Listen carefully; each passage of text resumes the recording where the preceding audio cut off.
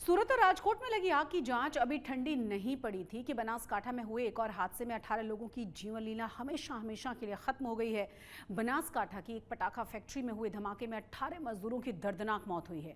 3 मजदूरों के घायल होने की खबर है। सवाल अब यह है कि पटाखे बेचने वाले को पटाखा बनाने का काम दिया किसने।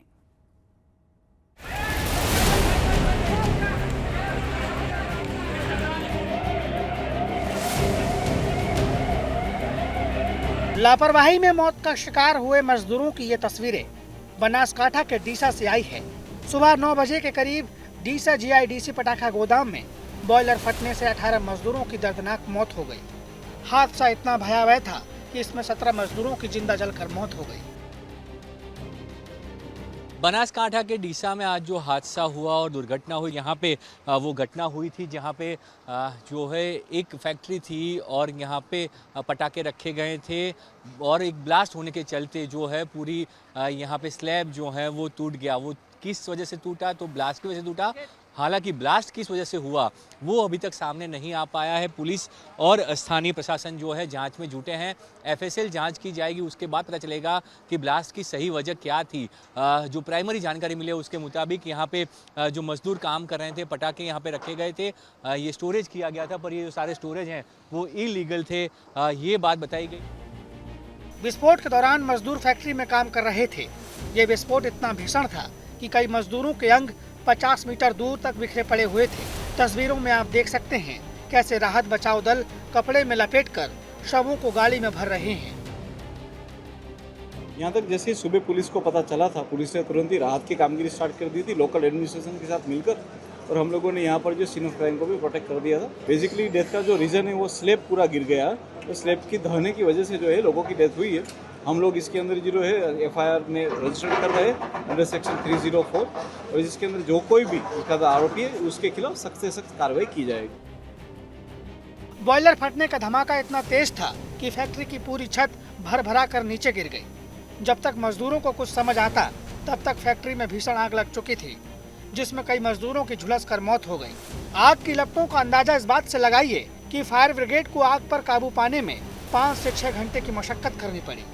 चश्मदीदों के मुताबिक मरने वाले मजदूरों की संख्या अभी और बढ़ सकती है। जैसे जैसे मलबा हटाया जा रहा है, शवों की संख्या बढ़ती जा रही है। पूरा फैक्ट्री का स्लैब है वो नीचे की ओर बैठ गया है। सो जैसे जैसे जो रिलीफ टीम्स है उनके द्वारा मलबा दूर किया जा रहा है, उस हिसाब से बॉडी की रिकवरी हो रही है। अभी जो आरसीसी स्लैब है वो पूरा नीचे बैठ गया है। जेसीबी और दूसरी मशीनरी के द्वारा पूरा स्लैब दूर करने की प्रक्रिया हाल में चालू है। अभी जो भी लोग फंसे हुए थे उनको तो निकाल लिया गया है। सिर्फ प्राइमा फेसी ऐसा लग रहा है कि डेड बॉडी रिकवरी करनी बाकी है। वो जैसे ही मलबा दूर हो रहा है वैसे डेड बॉडीज रिकवरी हो रही है। दीपक ट्रेडर्स नाम की ये पटाखा फैक्ट्री खूबचंद सिंधी की है। वो इस फैक्ट्री में विस्फोटक लाकर पटाखा बनवाया करता था। हालांकि अब तक की जांच में पता चला है कि कंपनी मालिक के पास केवल पटाखे बेचने का लाइसेंस है, बनाने का नहीं। फैक्ट्री मालिक दीपक खूबचंद सिंधी अभी फरार बताया जा रहा है। पुलिस ने उसे पकड़ने के लिए 5 टीमें गठित कर दी है। हम लोग इसके अंदर जो है एफआईआर में रजिस्टर कर रहे हैं अंडर सेक्शन 304, और इसके अंदर जो कोई भी इसका आरोपी है उसके खिलाफ सख्त से सख्त कार्रवाई की जाएगी। ये लोग सारे के सारे मध्य प्रदेश से। आरोपी को पकड़ने के लिए पुलिस ने 5 टीम बनाई है और उसके पीछे ही है पुलिस। हादसे के शिकार सभी मृतक और घायल मजदूर एमपी के हरदा जिले के हंडिया गांव के रहने वाले बताए जा रहे हैं। फैक्ट्री से मिली जानकारी के मुताबिक सभी 2 दिन पहले ही मजदूरी के लिए यहां पर आए हुए थे। फिलहाल मृतकों की पहचान की जा रही है। अभी डीसा के अंदर क्रैकर्स पटाखे बनाने वाली फैक्ट्री के अंदर जहां पर ये स्टोरेज होता था वो स्टोरेज में धमाका हुआ है और करीबन 18 जितने वहां पर काम करने वाले पर प्रांतीय मजदूरों की मौत हुई है। यहाँ पर कोई लाइसेंस इश्यू किया गया नहीं था और बिल्कुल बिना लाइसेंस वाले ये स्टोरेज के अंदर धमाका होने की वजह से पूरा स्लैब वो नीचे बैठ गया है।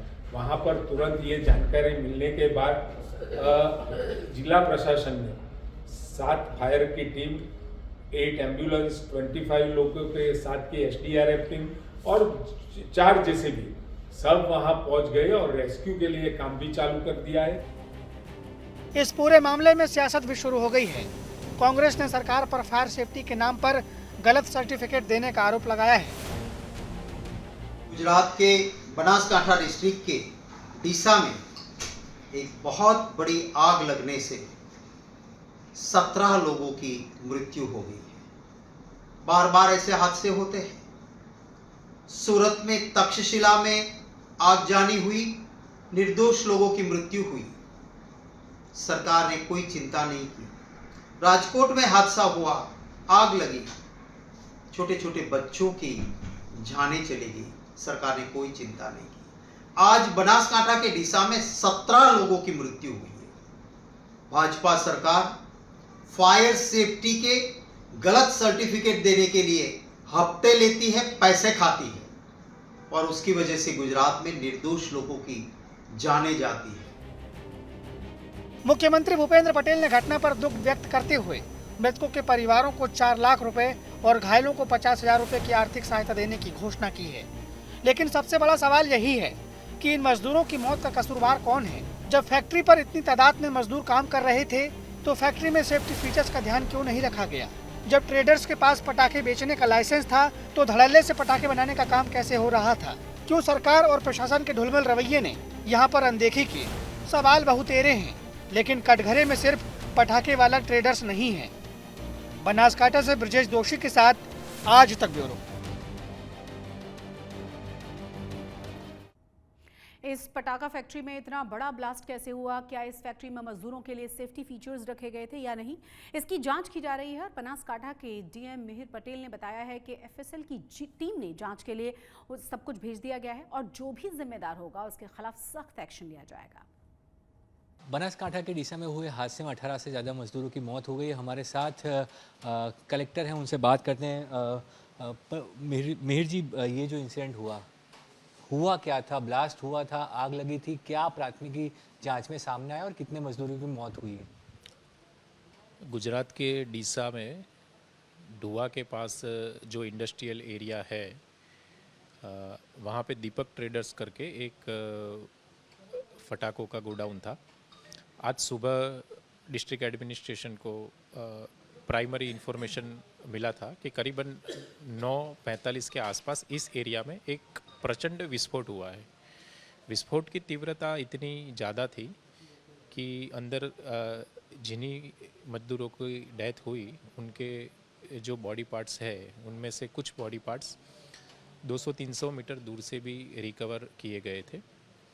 जैसा कि मैंने बताया कि ब्लास्ट की इंटेंसिटी इतनी ज़्यादा थी कि जैसे ही ब्लास्ट हुआ वो जो गोडाउन था उसका पूरा स्लैब एक साथ नीचे धराशायी हो गया। यहाँ पे जितने भी मजदूर काम कर रहे थे उनके परिवार के लोग भी यहीं पे एक ही प्रीमाइसिस में रहते थे। सो आरसीसी का स्लैब नीचे गिर जाने की वजह से कई मजदूर और उनके जो फैमिली मेम्बर्स थे उनकी डटकर दुखद मृत्यु हुई है। अभी वहाँ पे जो मलबा है वो करीबन पूरी तरह से दूर किया गया है और बाकी की जो मलबे दूर करने की प्रक्रिया है चालू में है और अभी तक 18 लोगों के दुखद मृत्यु होने की समाचार की पुष्टि हुई है। जी, ये जो गोडाउन था, कहा जा रहा है इलीगल था क्योंकि सरकार की ओर से भी बयान आया कि लाइसेंस नहीं था, लाइसेंस के बगैर ये लोग जो हैं यहाँ पे फटाके बना रहे थे। और जो ब्लास्ट हुआ है, ये मजदूर कहाँ के थे और कितने मजदूर जो हैं वो स्थानीय थे?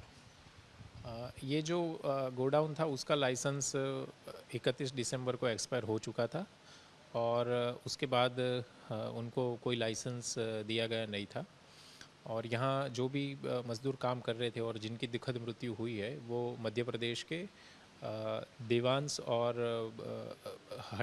देवांश ज़िले के और हड़िया विलेज के थे। ये थे कलेक्टर मिहिर पटेल, जिन्होंने साफ तौर पे कहा कि जो लाइसेंस था वो एक्सपायर हो चुका था, उसके बाद गोडाउन को लाइसेंस नहीं मिला था और साथ ही 18 मजदूरों की मौत की पुष्टि हो चुकी है। अभी भी जो है मलबा हटाने का काम चालू है और ये सभी मजदूर थे वो मध्य प्रदेश के रहने वाले थे और प्रशासन की ओर से पूरी कार्रवाई की जा रही है और उनकी डेड बॉडी जो है उनके गाँव पहुँचाने की भी पूरी व्यवस्था की जा रही है।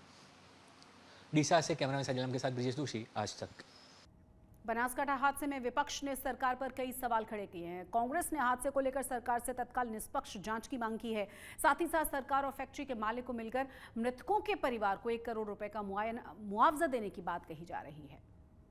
गुजरात में बनासकांठा जिला के डीसा में एक पटाखा फैक्ट्री के अंदर ब्लास्ट हुआ और इस ब्लास्ट में अब तक 18 लोगों की मौत हो चुकी है। इसी मुद्दे पर बातचीत करने के लिए हमारे साथ कांग्रेस विधायक जिग्नेश मेवानी और लालजी देसाई हमारे साथ मौजूद हैं, उन्हीं से बात करेंगे।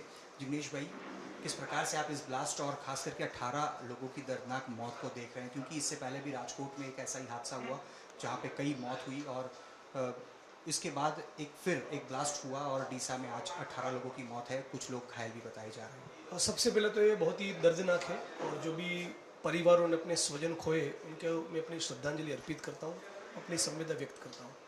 लेकिन चिंता का विषय यह है कि राजकोट के टीआरपी गेमिंग जोन में 26 लोगों की मौत हुई, मासूम बच्चे भी थे। उसमें से जो सबक गुजरात की सरकार को लेना था बिल्कुल नहीं लिया, लीपापोथी के लिए। और हम विपक्ष के तौर पर और आप मीडिया के तौर पर जब तक प्रेशर बनाए रखे तब तक कुछ जांच हुई, फिर फैक्ट्रिया गोडाउन जो इलीगल तरीके से चलते हैं उसी प्रकार से चलते रहे। उसी का नतीजा है कि आज डीसा में और दोबारा हम लोगों ने 18 लोगों को खोया है। सुनने में ये आया है कि उसमें से ज़्यादातर मजदूर मध्य प्रदेश के थे और मध्य प्रदेश के हरदा में भी इसी प्रकार से फैक्ट्री में आग लगी और मासूम बच्चों की और लोगों की मौत हुई। तो क्या दोनों के तार कहीं जुड़े हुए तो नहीं है? और इसीलिए मैं मांग करता हूं कि उसकी सच्चाई तो तभी बाहर आ सकती है नॉन करप्ट, निष्ठावान, स्पाइन वाले किसी मजबूत ईमानदार अफसर को एसआईटी का गठन करके जांच दी जाए। सरकार और फैक्ट्री का मालिक दोनों मिलकर 1 करोड़ का सभी को मुआवजा दे। सभी लोगों के खिलाफ तुरंत एफआईआर, तुरंत गिरफ्तारी होनी चाहिए। और कभी कभी क्या होता है, शरीर के जो अंग, उसके जो टुकड़े मिलते हैं उसको लाश में नहीं गिनते, तो एफएसएल से पूरी जांच होनी चाहिए ताकि सही आंकड़ा बाहर आए।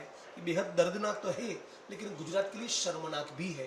गुजरात में गुजरात के और गुजरात के बाहर के मजदूर अपना खून और पसीना एक करके फैक्ट्रियाँ चलाते हैं, उनके लिए सभी सरकार को संवेदना नहीं। तो ये सरकार की कोई सरकार का अधिकार नहीं कि अपने आप को वाइब्रेंट और स्वर्णिम कहे। और इसीलिए मैं मांग करता हूँ कि निष्पक्ष जांच होनी चाहिए, सभी को न्याय मिलना चाहिए। अच्छा, 4 लाख की सहायता जो मृतक हैं उनके परिवारजनों को और जो घायल है उन्हें 50,000 की सहायता। ये तो मजाक है, ये तो मजाक है, ये तो इंसल्ट है। क्या गुजरात की भाजपा सरकार ने एक इंसान की, एक मजदूर की जान की कीमत 4 लाख लगाई? 1 करोड़ का मुआवजा होना चाहिए। ये फैक्ट्रियों के मालिक बड़े बड़े पूंजीपति थे, करोड़ों अरबों के मालिक होते हैं ना, धन्ना सेठ है बड़े बड़े। और खुद सरकार 3,70,000 करोड़ का बजट अभी पारित हुआ है विधानसभा में।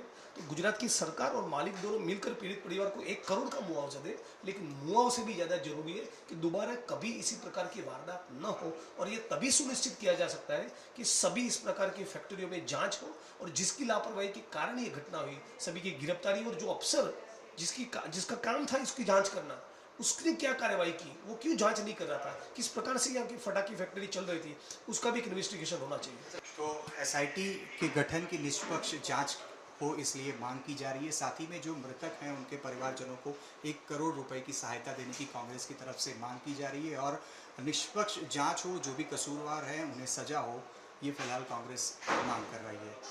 कैमरा पर्सन प्रीतेश रावल के साथ अतुल तिवारी, आज तक, अहमदाबाद।